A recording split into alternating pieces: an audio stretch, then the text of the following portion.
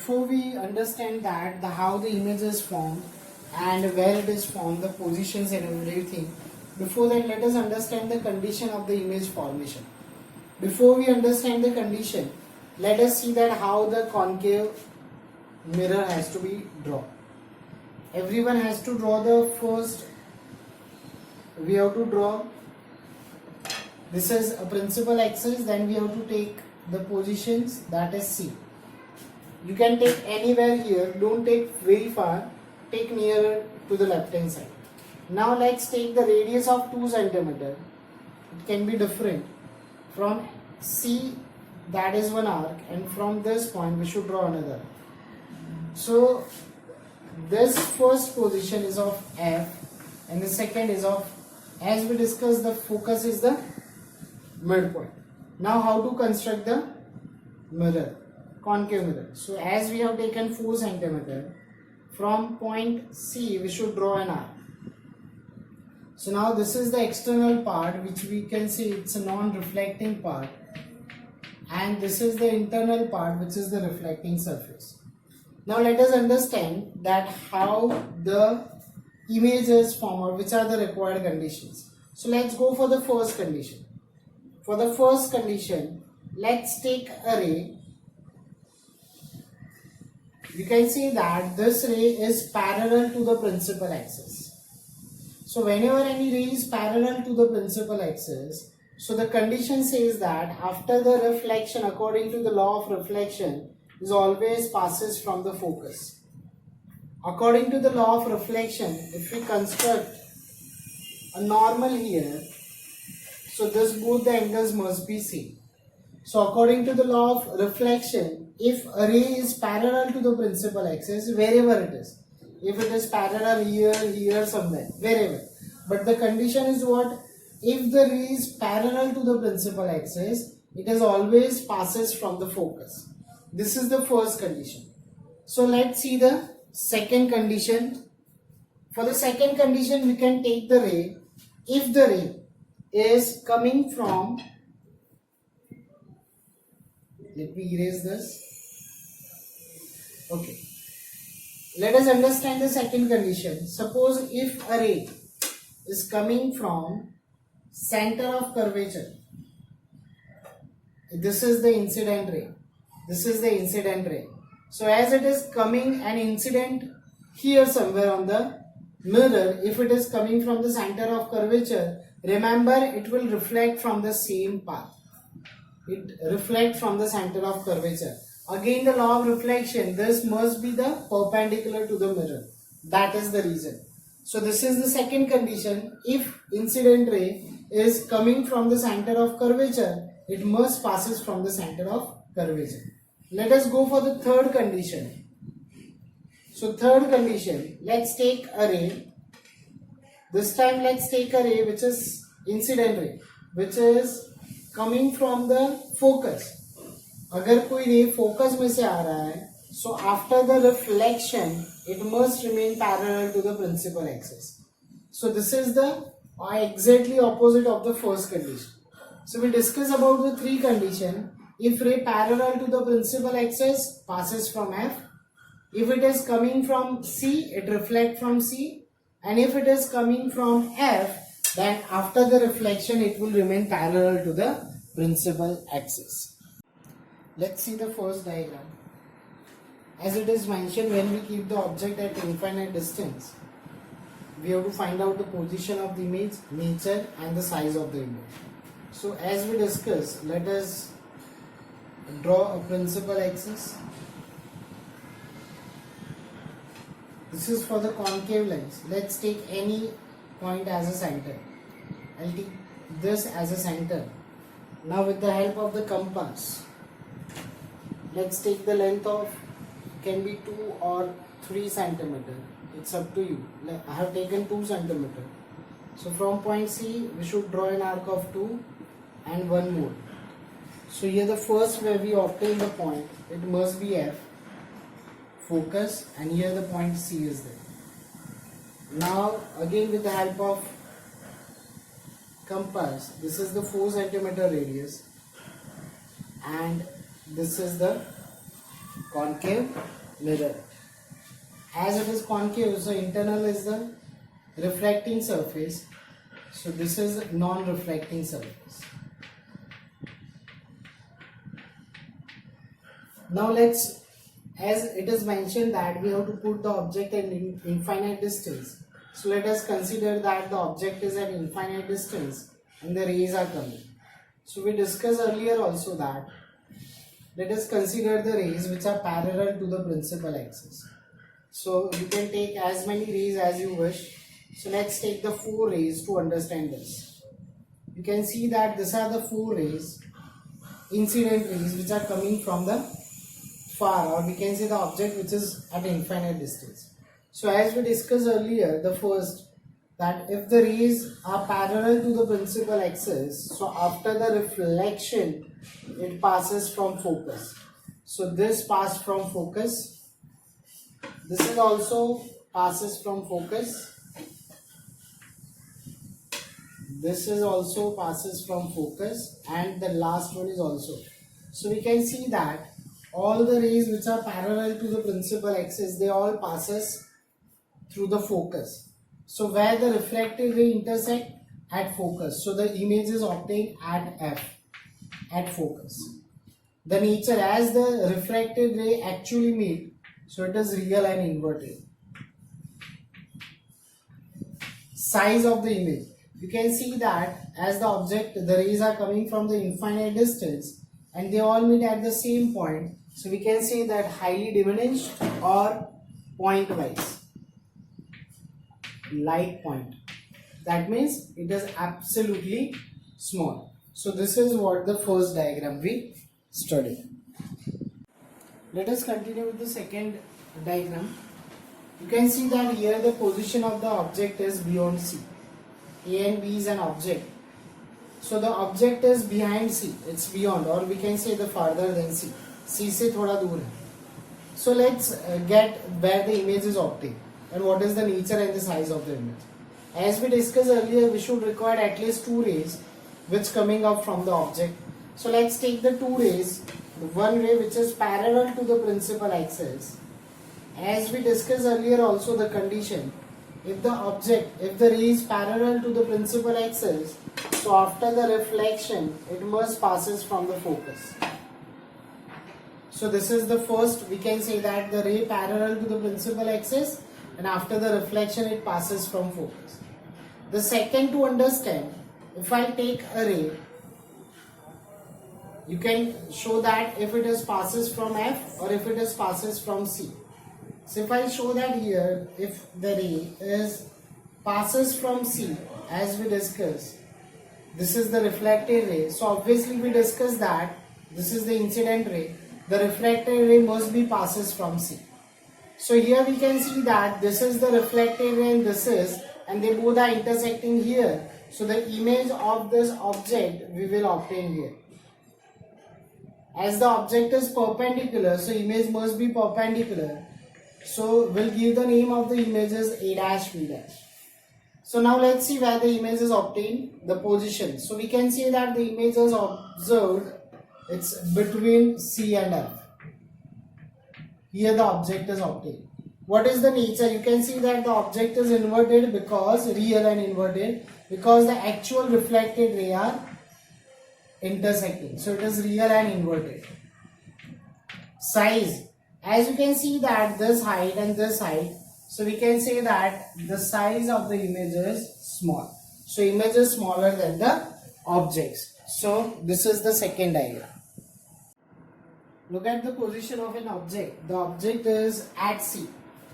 So again let's obtain where the image is formed, nature and the size. So again we have to take one ray which is parallel to the principal axis.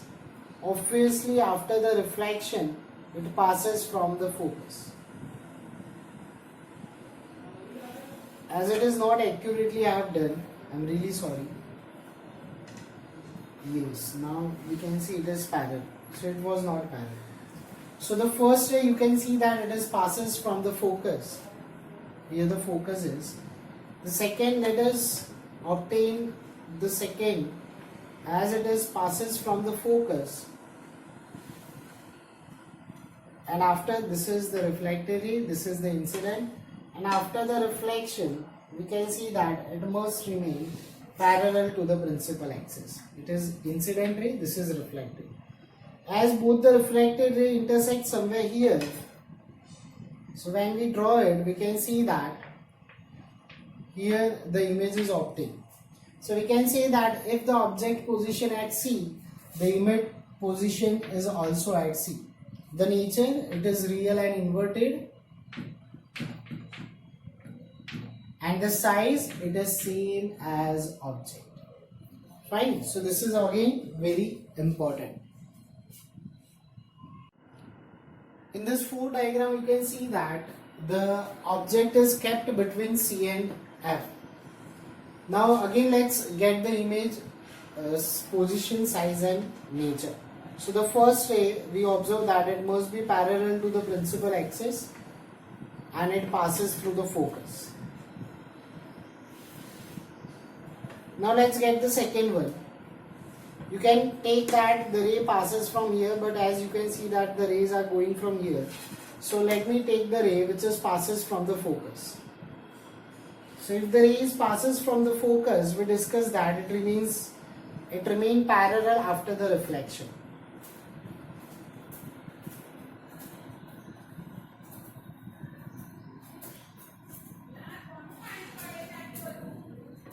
So you can say that it remains parallel. So let's see that here both the reflected ray are intersecting. So this is the image, that is A dash B dash, we can give the name. This is the refracted ray. For this, it is the reflected ray. So this reflected ray and this one, they both intersect here. So the positions we can see it is not at C. So we can write that it is beyond C. Again you can see the nature, it's real and inverted, because we can see that the reflected ray are intersecting. Now if we observe the size of the object A dash B dash, it is slightly larger. So we can write it's magnified. So thus when we put the object between F and C, you can say that it is exactly opposite of that is the second diagram when we put the object beyond C. Let us understand this fifth one. Now you can see that the position of the object is at F. So again to obtain the image, let us draw the two ray. One ray is parallel to the principal axis. So after the reflection, it passes from the focus. As the object is already on the focus, so let us pass one ray from C. So the ray which is passing from C, we can say that it reflects from C only. So here you can see that both the rays are almost parallel to each other. As exactly you cannot see, but they remains parallel. So we can say that the image is obtained at infinite. It's very far. The nature, obviously it is real and inverted because reflected ray mean. And the size of the image as they obtain at infinite, so it is highly magnified. बहुत बड़ा होगा. See, this kind of mirror is used in the torch light, headlight of the vehicles also. So this is the diagram. Let us see the last diagram for the concave mirror. So you can see the position of the object between F and P. So again, let's obtain the image. The first, we should consider the ray parallel to the principal axis. So after the reflection, we can observe that it passes from the focus. Now let us consider the second ray, which passes from the center. So it must be reflect from the center of curvature. So we can observe, it is clearly observed that this both are the divergent rays. दोनों अलग अलग directions में जा रहे हैं. So obviously the divergent ray never meet each other. So to obtain the image, we have to extend them. The same way we have to extend this refracted ray also. So we can observe that this both are the refracted ray obtaining here. So this is where the image is obtained. So let's just note it down where the image is there. you can see that the position of the image is behind the mirror, which is mirror ke piche, which is after the mirror. Nature, you can see it's virtual. The reason why it is virtual, because we have to extend the reflected ray. So virtual is always erect, or we can say the upright.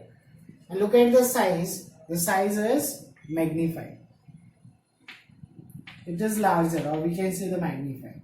So this kind of position is used by the dentist to observe the internal cavity of your teeth, or it is also used in shaving mirror.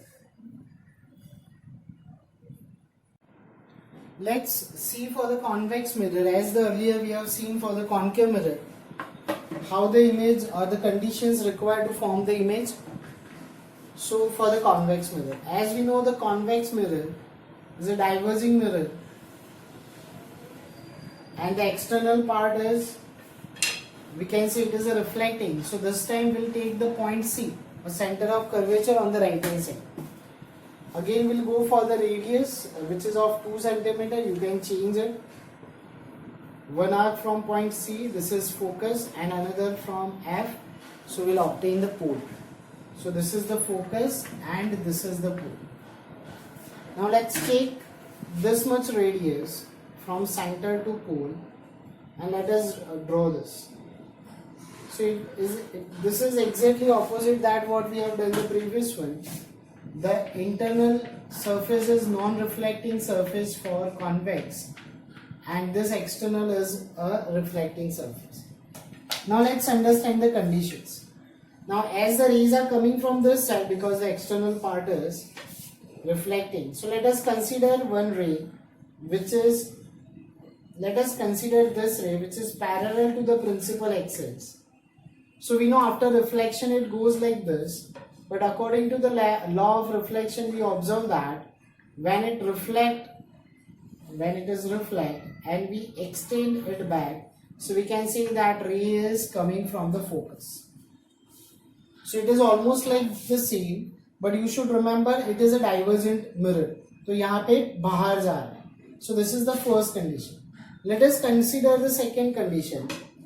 If the ray which is coming from the source and it feels that the ray is coming from the focus like this, so after the reflection it must remain parallel to the principal axis. This is exactly opposite of the previous one. The ray which is coming from the object, you can see it is going into the focus. So obviously here from the reflection it remains parallel to the principal axis. And let us consider the third condition. You can see that if the ray is coming from a source and if I extend them, so we can observe that it is coming from C. So as it is the incident ray, so the reflected ray remains into the same direction. So these are the conditions for the convex mirror. In this diagram you can see that I have written if the object is at infinite distance. So when the object is at infinite distance, let us consider the rays which are coming from the object. They are parallel to the principal axis. This is parallel to the principal axis. This is the another way. We can draw many rays, but let's draw few of them. So these all are the rays which are coming from the object and they all are parallel to the principal axis. I draw 3 incident rays. Now according to the conditions we discussed that as it is a diverging mirror, so it must going this side, but as we extend we can see that it is coming from F. The same way for this one, you can see this divergent here in this side, and when we extend back it is coming from focus. The same for this ray, it is the divergent. So we can say that all the refracted ray, we can say that they meet at focus. Nature, again it is the extended ray, so it is the virtual and must be there, but the size is very small, or we can say the point light. So this is what the diagram is about.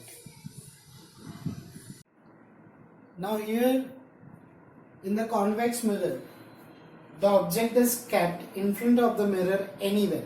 You can put it here, you can put it here, here, anywhere. So now let's see according to the conditions where the image is obtained. So let's take the one ray which remain parallel to the principal axis.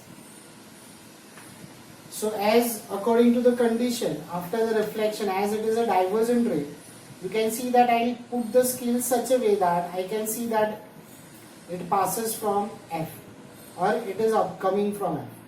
So this is the reflecting ray and this must be extended till F. So this is the reflected ray.